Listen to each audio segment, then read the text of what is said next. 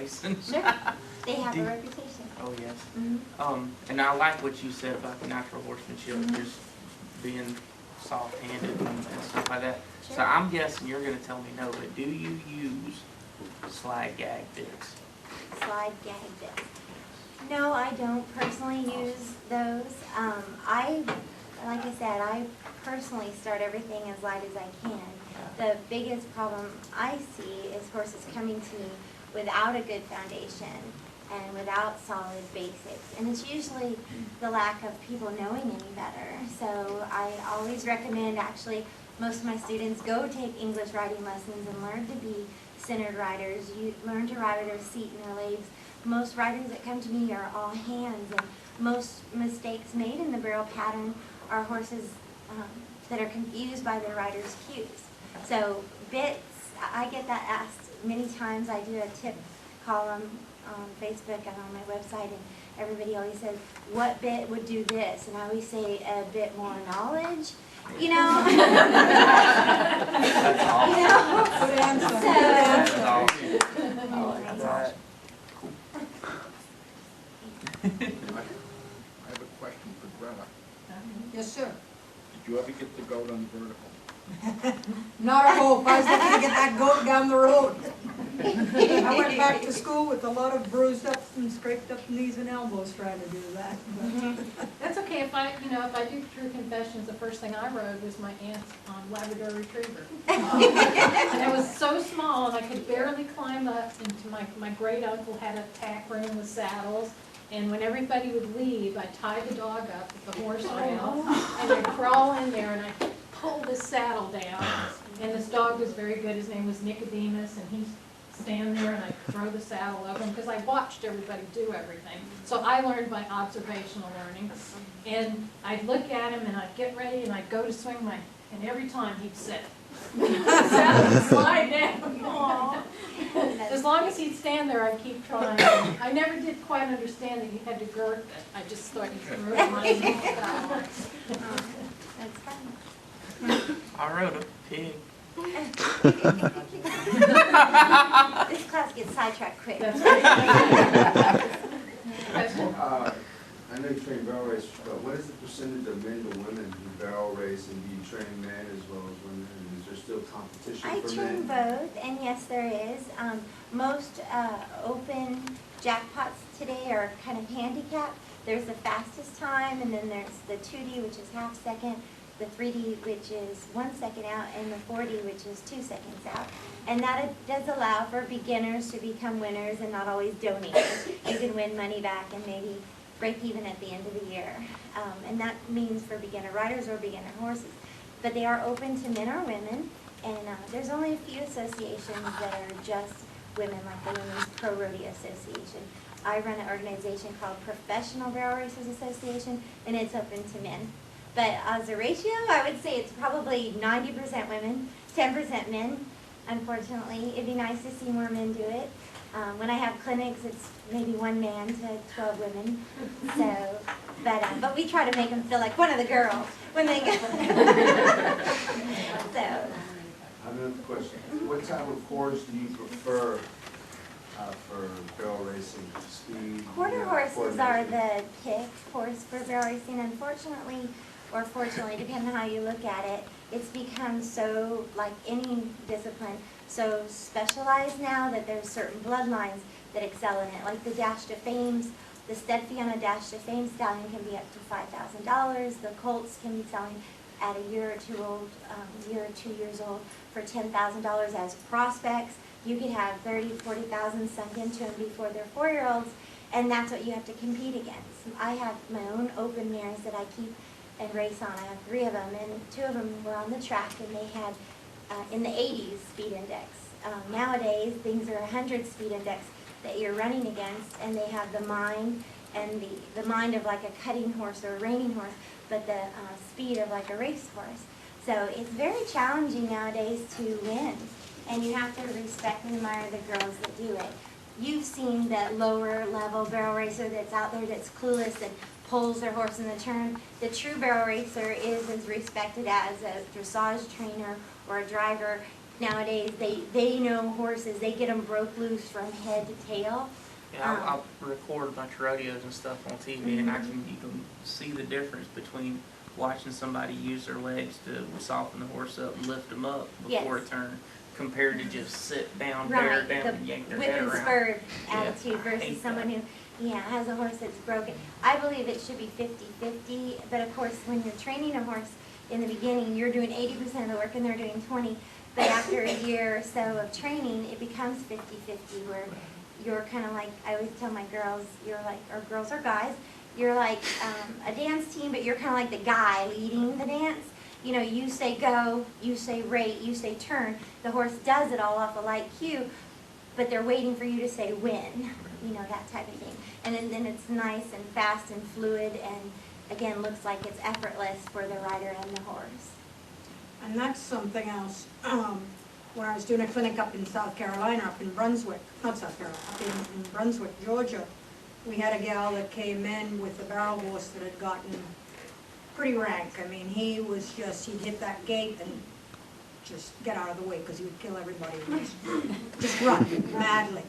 And they had told her, you need to either quit with him or do something else.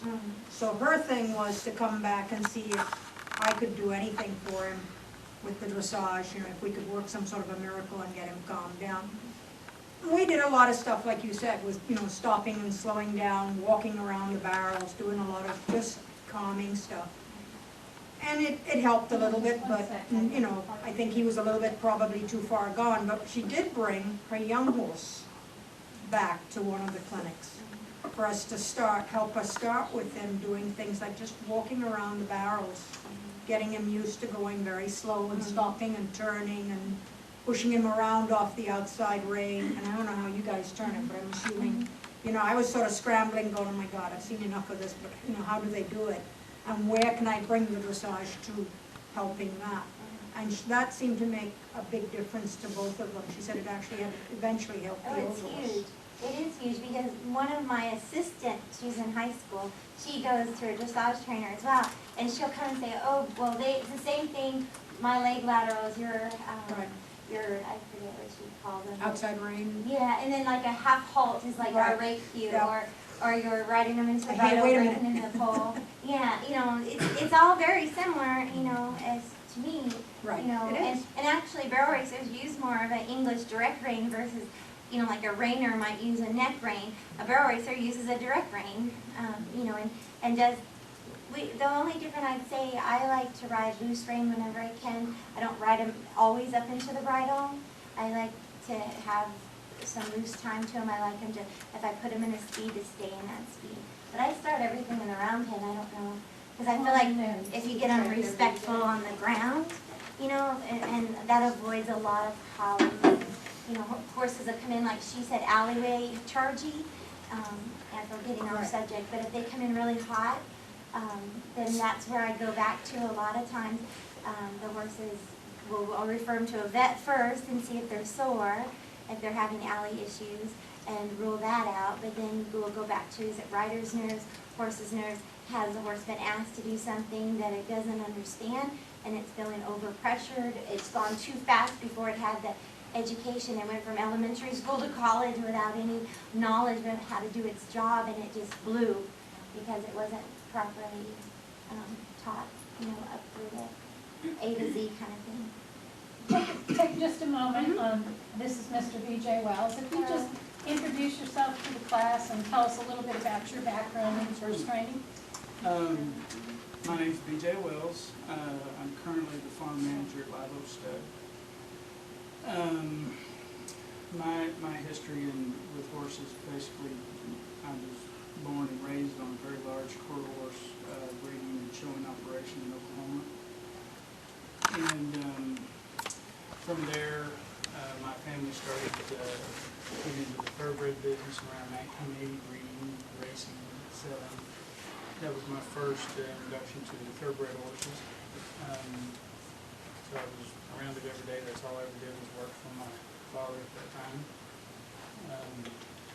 Once I got into high school, started breaking a lot of 2-year-olds to ride and showing horses. Decided to go to Oklahoma State to be a vet. That was my intent. During the summers, when I wasn't in school, I would work on my dad's ranch, and then I spent a couple of summers at the racetrack learning how to take better care of horses' legs. And the last summer before I graduated college, I went to work for a cutting horse trainer, and that kind of got into my blood and said, I'm not going to vet school, and decided to train cutting horses for about 6 or 7 years. And then I got smart, got married, realized that was a very difficult way to make a living. So I got back into the thoroughbred game, moved to Florida, and went to work for a two-year-old consignment down here in Florida, here at Baylor. I was his assistant trainer for 2 years. And at that point, I kind of done just about everything in the horse business that you can do, from breeding to training to selling. But I really felt like I needed to get back to my roots, so I went full circle and went to work at Pageant Stables as their farm manager. I was there for about 8 years. Everything from stallions to mares, foals, weanlings, yearlings, some training. And then that farm shut down in about 2007. Went to Lexington for a year. Was on a couple of major farms there, but didn't really like the area that well. And I got the opportunity to come back here to Florida and help Bruce Hill manage Live Oak Stud for the last 5 years.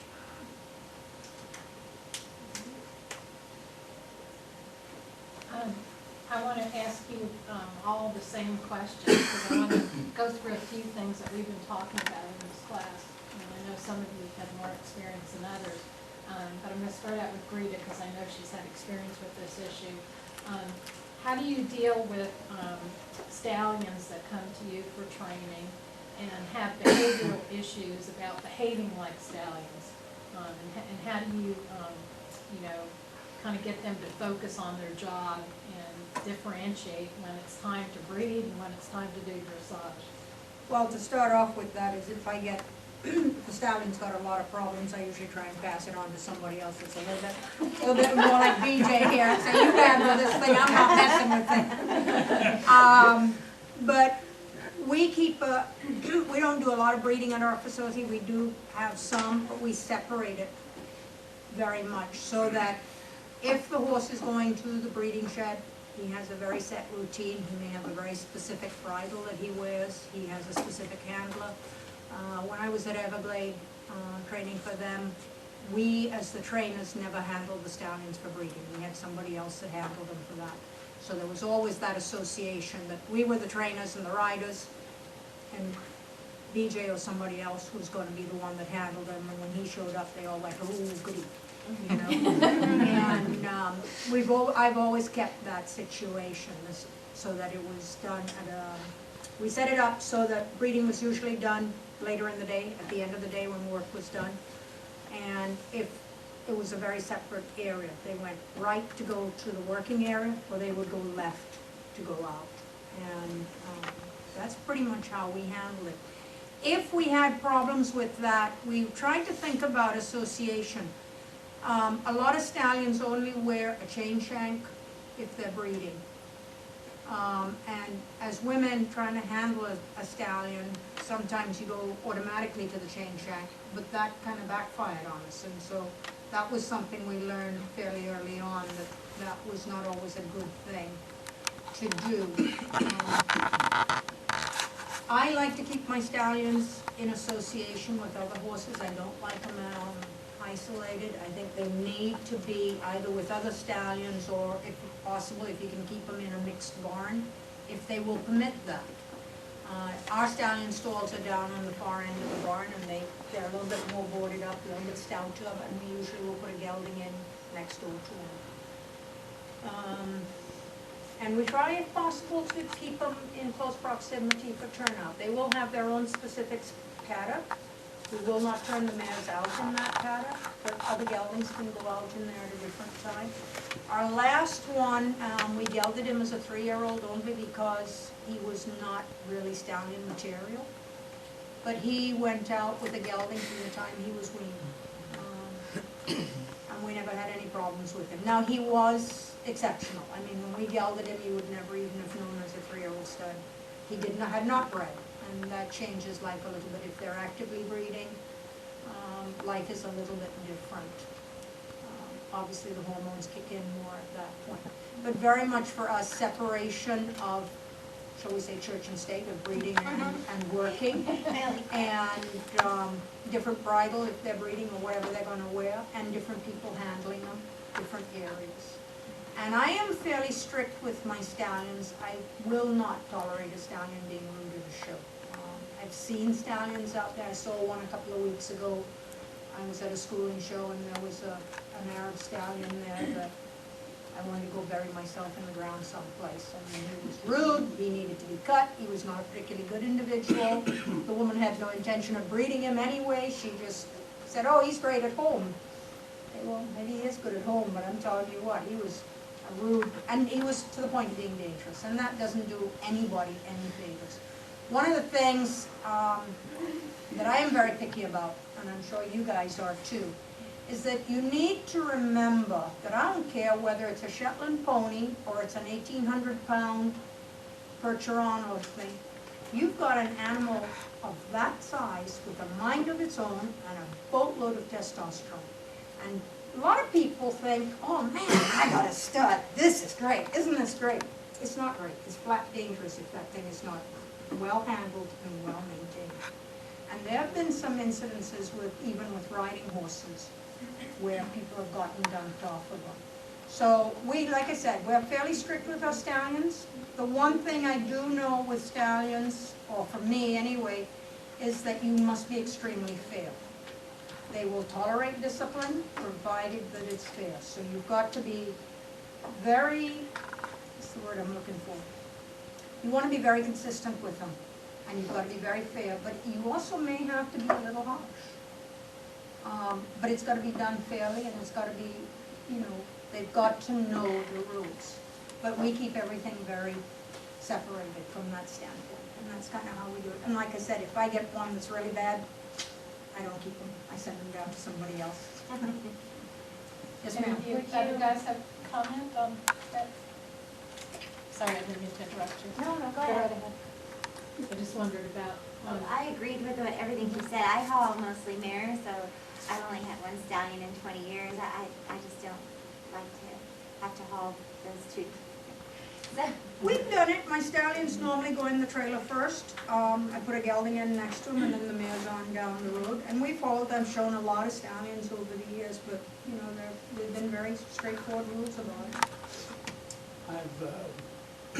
I've been in the show horse part of the stallions, and also just in the thoroughbred game where you're breeding and handling a breeding stallion. And I agree 100% with everything you said. We had a system at Padua. That was the last places that I worked where we had breeding stallions. I never went into the horse's stall to groom them or feed them or anything. They came out of the stall. I looked at them, make sure they're okay, but the only time I handled that horse was when we were going to the breeding shed. Basilio, the stallion groom, he took care of those horses every single day, and that horse absolutely knew the difference between my footsteps and the way that sounded and Basilio's. Because I could walk in the barn and be here, he's ready. He knows what time it is, and they learn very, very quickly. And those they may seem trivial, a different lead rope or a different handler, but it is absolutely real because these horses are very intelligent and they know who's handling them, and they also know who they have to mind and who they do not. I agree 100% with what you said as well about a stallion will accept a discipline, and you do have to be fair, and at times you do have to be more harsh. The worst thing you can do is to pick him up. The more you pick at that horse, that becomes a game, and then that also becomes very dangerous. The best thing you can do is get his attention for real, and then leave him alone. Let him do what he's going to do. breeding stallions, you kind of want them to act that way, more stallion-like, rowdy, whatever, but you do it over there, not over here. But you do have to have some control over that horse, because the breeding shed is probably, well, it's not probably, it is the most dangerous place that you'll ever work or ever be on a farm or in an equine situation. There's a lot of bad things that can happen in a breeding shed. And the guy that's got the stallion, he's got a responsibility, and that's that horse. And the guy that's holding the mare, he has a responsibility, that's his thing. And you have to work together as a team, and a lot of bad things can go wrong if that stallion does not respect the person that's handling the horse. It can get really, really dangerous. There's people that get killed. There was a guy that in the spring several years ago that got kicked in the chest, not by the stallion, but it was just a situation that got out of control, and he got double-footed right in the chest, and it dropped him just like that. I've seen stallions go after people and get a hold of people. It's happened to me. I had a cousin that was nearly killed by one. There was a stallion in Kentucky named Dynaform. It's probably known to be the